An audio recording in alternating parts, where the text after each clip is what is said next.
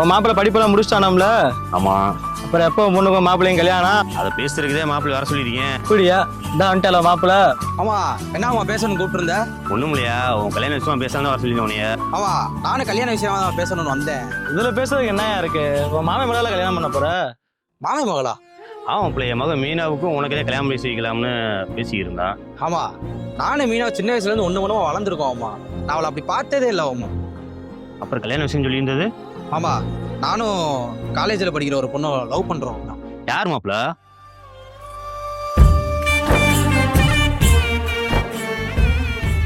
ஏய் எந்திரியா நல்லா இரு மாப்பிள்ள. மாப்பிள்ள நல்ல நாளா பார்த்து வீட்டுல இருந்து பேசுறேன்னு சொல்லு. கண்டிப்பா. ஆமா ஆமா, விட்டு இருந்துடுறேன். சரி. சரி. ஏன்னா நீ பாட்டு சரின்ட்டா. என் மாப்பிள்ள ஆசைப்பட்டான்டா, அவன் சந்தோஷம் தான் எனக்கு முக்கியம்.